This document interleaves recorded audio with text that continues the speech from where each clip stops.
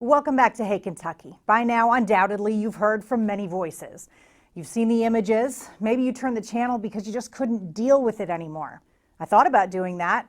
It's not easy to watch, but we've all been turning the channel and turning the other cheek. It's time to look. Now, my voice certainly isn't as powerful as others for sure, but we all have one, and I have a perspective that might be a little different. I'm white, obviously. I'm proudly from Minnesota. I grew up in a small town about 2.5 hours from Minneapolis, where George Floyd, Philando Castile, and others have been killed. Unfortunately, that doesn't make it much different from any other major American city. Outside of the Twin Cities, where I grew up, diversity isn't really a thing. In fact, as I thought about it this weekend, I realized I don't think I had even met a black person until I was a teenager. Now I'm married to one and raising one. I'm thankful that my upbringing didn't instill fear or hate in me, or I might have lost out on the love of my life. Conversations are happening in my house as they're happening in yours right now. But this conversation has been happening at my kitchen table for years.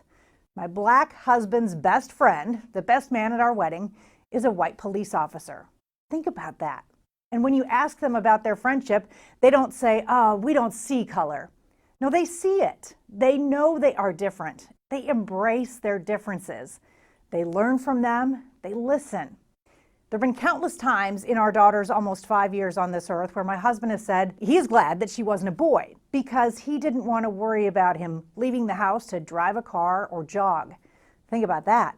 But being a black girl or black woman isn't a breeze either. In fact, a Georgetown University law research report in 2017 showed that black girls as young as 5 are already seen as less innocent and needing less support than white girls of the same age. This presumption led teachers and other authority figures to treat black girls as older than they actually are and more harshly than white female students, with the disparity being particularly wide for 10 to 14-year-olds. And black boys who turn into black men, well, we already know what happens to them. This is not new. This is why people are in the streets.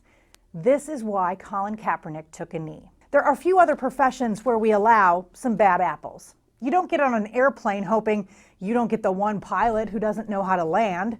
You don't go to the dentist thinking, well, I hope I don't end up with the one who wants to pull out all my teeth. But in law enforcement, we tend to excuse that by saying not all cops are bad. And they most certainly are not. When we have get-togethers with our friend group, several of them are officers, and they're some of the finest people I know in this world. But it's time for police to police themselves. Bad cops shouldn't be allowed to be cops, and many of their fellow officers know who they are. And by the way, kudos to the Lexington Police Department for understanding that sometimes we can only go up if you're willing to go down first. But it's not just about police. That's saying this is only a crime issue. It's about opportunity. It's about housing, it's about education. It all has to change. This time something feels a little different. I hope that feeling continues in the weeks and months to come. There seems to be an overwhelming thought of what can I do? Well, you can support black-owned businesses. You can listen. My husband is angry, but he's not just another angry black man. He's tired of being conscious about having to make other people feel comfortable about him and around him. He's not alone. We have to make sure nobody is. I don't have all the answers or any of the answers, but I want to leave you with a few images. My dad dancing with my mother-in-law at our wedding. My mother dancing with criminal defense attorney Daniel Whitley, my husband's other best friend. My parents, both over 70 years old from that same small town in Minnesota, dancing with black people for what I believe was probably the first time in their lives. It's not too late to gain a new perspective, to be open to learning and listening. It's also not enough to say, well, it's better than it used to be, because it's not. My cousin Christy, who makes the best peach cobbler and says, I make the best carrot cake, put it like this. When you're cooking, you want everything to come out perfectly. But when one part of your meal starts boiling over, you focus all your attention there. It's not that the rest of your food doesn't matter, but you have to pay attention to what's burning.